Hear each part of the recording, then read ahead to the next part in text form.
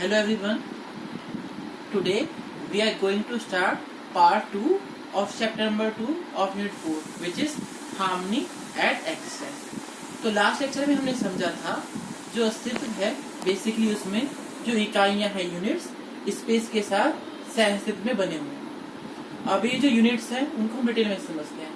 तो last lecture में हमने समझा था यूनिट्स आपके 2 टाइप्स के होते हैं।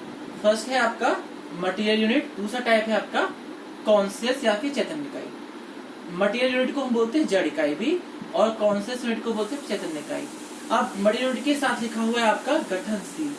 गठनशील का मतलब ये है जो मटेरियल यूनिट है वो अपनी बनावट में हमेशा लगा हुआ है, उसमें जो कंपोजिशन है वो बना हुआ है। जैसे कि हम देखें अपनी प्रकृति को देखें तो आज जो पर्वत है, माउंटेन्स है, वो आज से 100 साल बाद शायद ना भी हूँ। आज जो रिवर है आज से 1000 साल बाद शायद ना भी हूँ। तो जो मटेरियल यूनिट है उसमें कंटिन्यूस चेंज है, उसकी बनावट में एक कंटिन्यूस चेंज हो रहा है।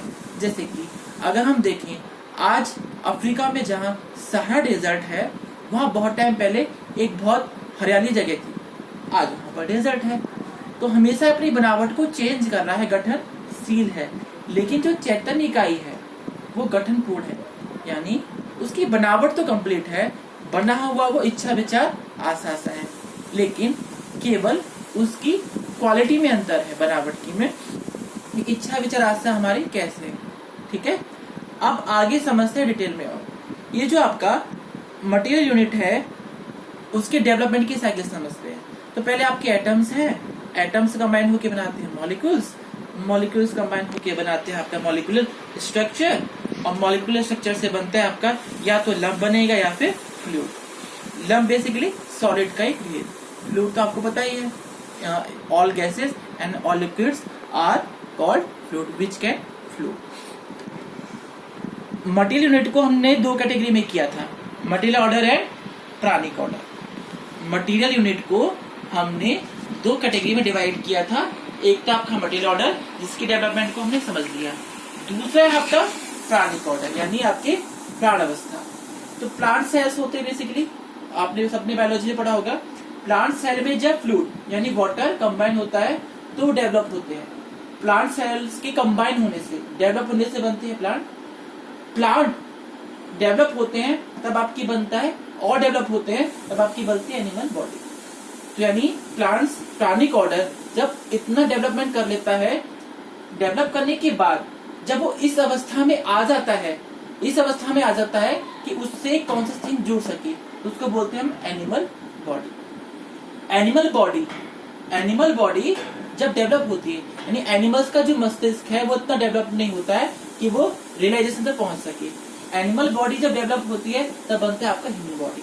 अगेन पहले मैंने आपको समझाया था पहले ही कि जो आपका एनिमल बॉडी और जो ह्यूमन बॉडी है वो प्राणिक ऑर्डर में ही आता है, क्योंकि इसके सारे कैरेक्टरिस्टिक प्राणिक ऑर्डर के। अगर हम जड़ इकाई को देखें यानी दोनों जो इसके भाग हैं, मटेरियल ऑर्डर एंड प्राणिक ऑर्डर, तो ये सब जो वर्क करते हैं वो किस में वर्क करते हैं, साइक्लिक ऑर्डर में, यानी composition decomposition. Animal body soil से क्रिएट हुई है, अगेन सॉइल में मिल जाएगी, तो एक साइकिल आपकी चलेगी। प्लांट्स आपके डेवलप हुए हैं सॉइल से, अगेन सॉइल में चले जाएंगे। नदियां बनी है बादल से, अगेन वो नदियां सागर में चले जाएंगी, फिर बादल चलेंगे। तो ये सबको साइकिल में वर्क करता है। तो आपका जो मटेरियल ऑर्डर है यानी जो आपका मटेरियल यूनिट है वो सब साइकिल में वर्क करती है। एरो से बताया गया है, इट मींस ये सब साइक्लिक वर्क करती है। यहाँ पे हमने भी समझा आपका मटेरियल यूनिट। अब यहाँ पे आप देख सकते हो प्लांट्स इतने डेवलप नहीं है, प्लांट्स जो है जो प्राणिक ऑर्डर में जो प्लांट्स हैं वो इतने डेवलप नहीं है कि उससे कोई चैतन्य इकाई जुड़ सके। एनिमल बॉडी, अब प्राणिक ऑर्डर में जो एनिमल बॉडी है वो इतना डेवलप्ड है कि उसमें अगर आप चैतन्य इकाई जुड़ सकती है।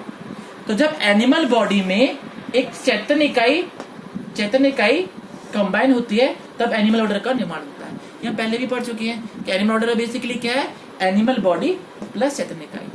सिमिलरली जब ह्यूमन बॉडी में चैतन्य इकाई कंबाइन होती है तो ह्यूमन ऑर्डर का निर्माण होता है। एनिमल ऑर्डर और ह्यूमन ऑर्गन में अंतर हमने अपने पिछले लेक्चर में समझा हुआ है कि हमारा जो मस्तिष्क है ज्यादा डेवलप्ड है, इसलिए हम हमारी चैतन्य इकाई वो भी ज्यादा डेवलप्ड है, तो हमने चैतन्य इकाई के लिए हम रियलाइज कर सकते हैं।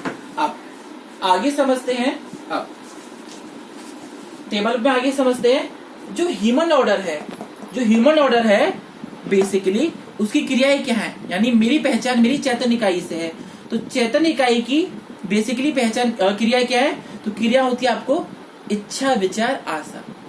तो जब हम प्रकृति के नियमों को समझ लेते हैं, चारों लेवल की हार्मनी को समझ लेते हैं ज्ञान, तो मेरी क्रिया पूर्ण हो जाती है, यानी मेरे इच्छा विचार आशा कंट्रोल्ड हो जाते हैं, वो हार्मनी में आ जाते हैं मेरे विचार, तो मैं हो जाता हूं क्रिया पूर्ण जब मुझे ज्ञान की प्राप्ति होती है। और ज्ञान क्या है, 4 लेवल की हार्मनी, प्रकृति में जो जैसा है उसको मैं समझ लूं, प्रकृति के जो नियम है उनको मैं समझ लूं, वही ज्ञान है।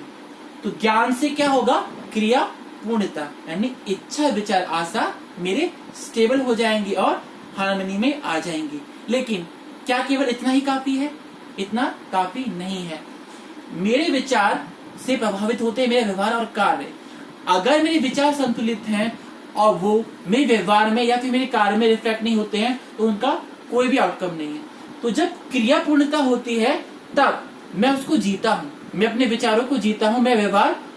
तो जब हम जीते हैं तो क्या होता है, मेरे व्यवहार में पूर्णता आती है, यानी मेरे व्यवहार में आज